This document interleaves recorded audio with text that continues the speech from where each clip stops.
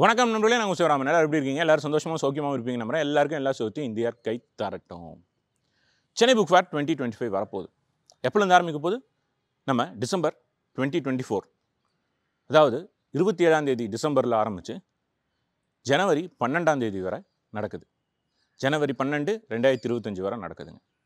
இது எல்லாத்துக்குமே தெரிய வந்திருக்கும். என்னென்ன டைமிங், எப்போ நடக்குது, வேலை நாட்களில் 2 மணிக்கு ஆரம்பித்து 8:30க்கு முடிகிறது, விடுமுறை நாட்களில் 11 மணிக்கு ஆரம்பித்து நைட் 8:30 மணிக்கு முடியுது புக் ஃபேர். அதெல்லாம் நான் புக் ஃபேர் பற்றி அப்டேட் சொன்ன உடனேவே புத்தக கண்காட்சியில் எதை மாதிரியான புத்தகங்கள் வாங்கலாம் அப்படிங்கிறத தொடர்ந்து பதிவிட்டு வரேன் அப்படின்னு சொல்லியிருந்தேன். இடையில பண்ண முடியல, ஒரே ஒரு புத்தகம் மட்டும் பண்ணியிருந்தேன், அப்புறம் இடையில பண்ண முடியல. இப்போது என்னுடைய பரிந்துரை, புத்தக பரிந்துரையில் 2வது புத்தகத்தை பார்க்க போகிறோம். இந்த 2வது புத்தகத்தோட பெயரே ரொம்ப ரொம்ப ரம்யமான பெயர், எல்லாருக்கும் பிடித்த பெயர். பிடித்த பெயர் அப்படின்னா இந்த வார்த்தை நிறைய பேருக்கு தெரிஞ்சிருக்குமான்னு தெரியாது. ஆனால் யானை அப்படின்னு சொன்னால் எல்லாருக்கும் பிடிக்கும் தானே? ஆமாங்க, யானையோட இன்னொரு பெயராக இருக்கக்கூடிய வாரணம் அப்படிங்கிறது தான் இந்த புத்தகத்தோட பெயர். இந்த வாரணம் அப்படிங்கிற புத்தகம் மிக மிக முக்கியமான புத்தகம். ஏன் மிக மிக முக்கியமான புத்தகம் அப்படின்னு கேட்டிங்க அப்படின்னா, ஒரு காடு, அந்த காடு எப்படி இருக்கும், அந்த காட்டுக்குள்ளே இருக்க வளங்கள் எப்படி இருக்கும், யானை எப்படி இருக்கும், யானையோட காலடி அதிர்வு எப்படி இருக்கும், காட்டுக்குள்ளே வரக்கூடிய சன்லைட் எப்படி இருக்கும், காட்டில் இருக்கக்கூடிய நதியோட ஓட்டம் எப்படி இருக்கும். நதியோட ஓட்டம் அப்படின்னா அருவியிலிருந்து கிளம்பி மலையிலிருந்து கீழே இறங்கி வருது இல்லையா, அதை சொல்கிறேன்.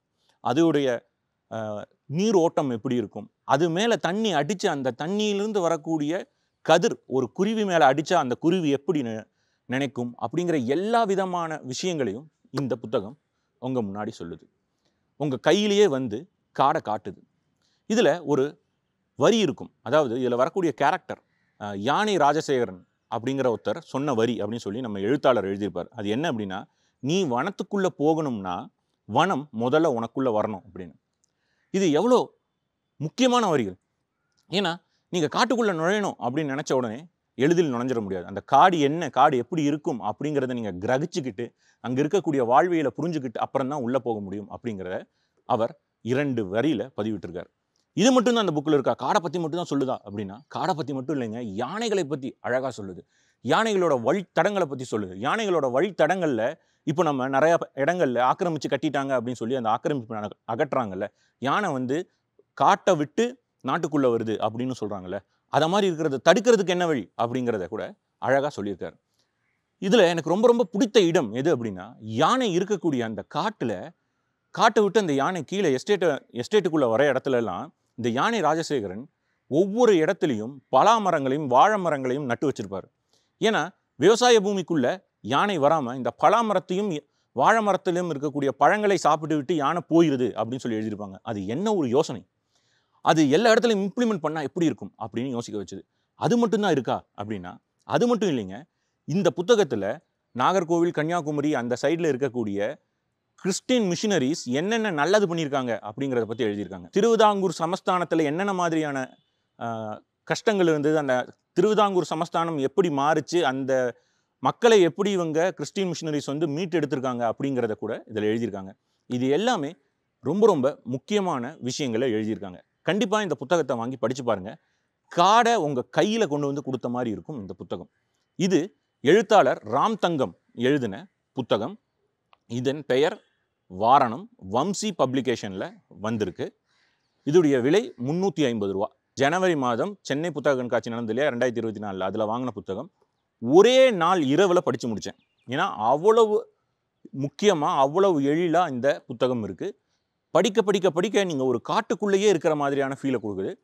காடை பற்றி தெரிஞ்சுக்க, யானைகளை பற்றி புரிஞ்சுக்க, ராஜசேகரனை பற்றி தெரிஞ்சுக்க, காட்டில் யானைகளுடன் பயணிக்க ரொம்ப ரொம்ப முக்கியமான புத்தகம்.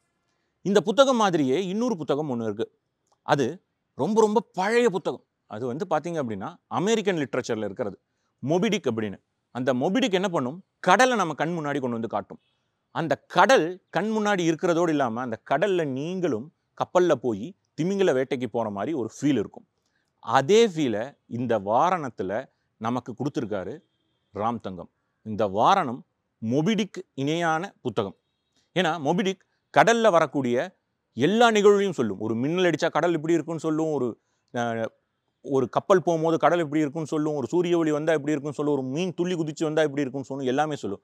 அது மாதிரி காடு எப்படி இருக்கும் அப்படின்னு சொல்கிறதுக்கு இந்த புத்தகம் கண்டிப்பாக வாங்கி படிக்க வேண்டிய புத்தகம். எழுத்தாளர் ராம் தங்கம் அவரின் வாரணம் வம்சி பப்ளிகேஷன். புத்தகங்கள் கண்டிப்பாக படிக்க வேண்டிய ஒன்று. எல்லா புத்தகங்களும் மிக முக்கியமான புத்தகம். எனக்கு க்ளோஸ் டு ஹார்ட்டாக இருக்கக்கூடிய புத்தகங்களை உங்கள் கூட பகிர்ந்துட்டு வந்துட்டு இருக்கேன். கண்டிப்பாக புத்தகத்தை வாங்கி படிங்க. நீங்கள் மட்டும் படிக்காமல் உங்கள் நண்பர்கள் கூடயும் பகிர்ந்துக்கோங்க. புத்தகம் பகிர வேண்டிய விஷயம், படிக்க வேண்டிய விஷயம், அதிகம் பேச வேண்டிய விஷயம். கண்டிப்பாக படிங்க. இதே மாதிரி வேறொரு காணொலியிலும் உங்களை சந்திக்கிறேன். நன்றி. இந்த வீடியோ உங்களுக்கு பிடிச்சிருந்தா லைக் பண்ணுங்க, ஷேர் பண்ணுங்க, சப்ஸ்கிரைப் பண்ணுங்க. அப்படியே பக்கத்தில் இருக்கிற பெல் ஐகானை கிளிக் பண்ணுங்க. உங்களுக்கு உடனுக்குடனேயான வீடியோ நோட்டிஃபிகேஷன் வரும்.